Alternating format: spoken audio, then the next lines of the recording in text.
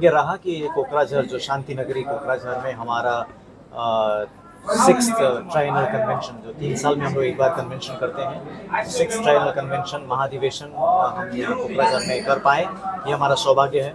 भारत भर से हमारे डेलीगेट्स यहाँ पर आए। भारतीय गोरखा परिसंघ एक सर्वभारतीय गोरखा सामाजिक संगठन है और इसका काम है कि भारत भर के गोरखाओं के हक और हितों के लिए हम काम करते हैं।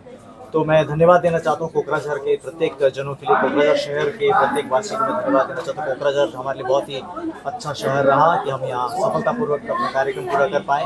मैं धन्यवाद देना चाहता हूँ यहाँ के चीफ श्री कोमल बोड़ो जी, जो हमारे संगठन के अति प्रिय मित्र हैं। उनका जो समर्थन हमें मिला और उनके द्वारा जो नियुक्त माधव छेत्री जी हैं, वो जो हमारे रिसर्च कमेटी के प्रेसिडेंट थे, दिन रात मेहनत करके उन्होंने इस कार्यक्रम को सफल करने में सहायता किया, उनके लिए मैं बहुत बहुत धन्यवाद करता हूँ।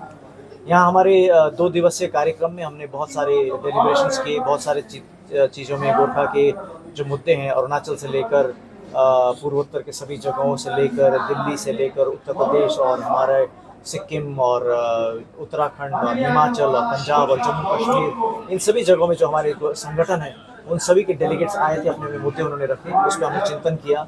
और हमारा जो एक कार्यकाल है 2022 से लेकर 2025 तक में, इसको एक टाइम बाउंड हम इसमें डिसीजन लेंगे, टाइम बाउंड हम एक्शन लेंगे और जितने भी हमारी चीज़ें उन सभी को हम पूरा करेंगे। आज हमारे इस सभा के समापन के समय में हम एक 7 सूत्रीय 7 पॉइंट कोकराझार डिक्लेरेशन भी हम करेंगे, जिसका एक कॉपी हम आपको देंगे।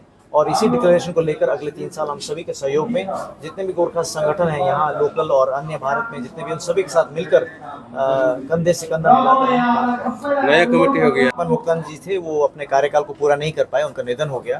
तो तब से लेकर अभी तक मुझे एक ऑफिशिएटिंग प्रेसिडेंट के रूप में जिम्मेदारी दी गई थी।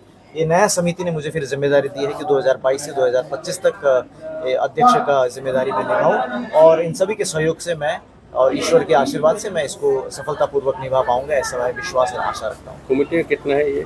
हमारा कमेटी में ऑफिस बेयरर्स हमारे इस समय फिलहाल 18 जन हैं। इसको हम एक्सपैंड करेंगे हमारे पहले एग्जीक्यूटिव में, और इसको सर्वभारतीय चरित्र है। हमारे कमेटी में जितने भी लोग हैं वो ऑल इंडिया के रिप्रेजेंटेशन है, किसी एक क्षेत्र के नहीं है, भारत भर के क्षेत्र का इसमें रिप्रेजेंटेशन है, क्योंकि हम सर्वभारतीय इसको कैरेक्टर देना चाहते हैं। এইটো যোৱা 2 তাৰিখৰ পৰা 2, 3, 4 আজি অন্তিম দিনৰ মানে প্ৰগ্ৰামটো হৈ আছে। 2, 3, 4 মানে গোৰ্খা পৰিসংঘ ভাৰতীয় পৰ্যায়ৰ গোৰ্খাসকলৰ এটা নেশ্যনেল অৰ্গেনাইজেশ্যন, যি অধিৱেশনটো আমি কোকৰাঝাৰত যোৱা 11, 12, 13 ফেব্ৰুৱাৰীত কৰিবলৈ সিদ্ধান্ত লৈছিলোঁ, কিন্তু কোভিডৰ কাৰণে এইটো আমি কৰিব পৰা নাছিলোঁ। কিন্তু এইবেলিত সাংবিধানিক কেইটামান নিয়ম থকাৰ বাবে আমি সৰুকৈ হ'লেও ইয়াত প্ৰগ্ৰামটো আয়োজন কৰিছোঁ। তো আজি প্ৰায় মানে 2 তাৰিখৰ সন্ধিয়াত প্ৰায় 27টা ষ্টেটৰ পৰা ইয়াত ডেলিগেটসকল আহিছে। জম্মু কাশ্মীৰৰ পৰা আৰম্ভ কৰি উত্তৰাখণ্ড, দেহৰাদুন, আপোনাৰ দিল্লী, মুম্বাই, বিহাৰ, ইউপি, ছিকিম, দাৰ্জিলিং, নৰ্থ ইষ্টৰ প্ৰায় সকলো ৰাজ্য, সকলোৰ পৰা ইয়াত প্ৰতিনিধিসকল উপস্থিত হৈছে। প্ৰায় 300 ডেলিগেট। তেখেতসকলে ইয়াত উপস্থিত হৈ বিভিন্ন মানে গোৰ্খাৰ সমস্যাবিলাকৰ বিষয়ে তেখেতসকলে আলোচনা কৰিছে আৰু নিজৰ মাজত সকলো আলোচনা হোৱাৰ পিছত তেখেতসকলে এটা সিদ্ধান্তত উপনীত হৈছে।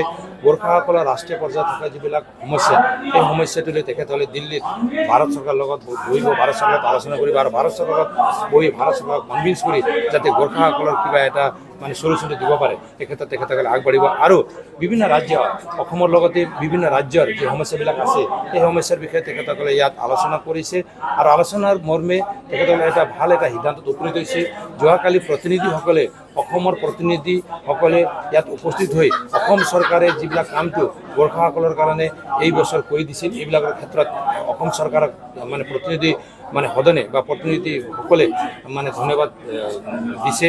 আৰু আমাৰ BTR কাউন্সিলৰ ফালৰ পৰা আমাৰ BTRৰ চিফ প্ৰমোদ বড়ো ডাঙৰীয়াই যি ধৰণে গোৰ্খাসকলৰ লগত তথা BTRত এটা শান্তিৰ মানে এটা যি পৰিৱেশ ঘূৰাই আনিবলৈ সক্ষম হৈছে, এইটো তাত আলোচনা হৈছে।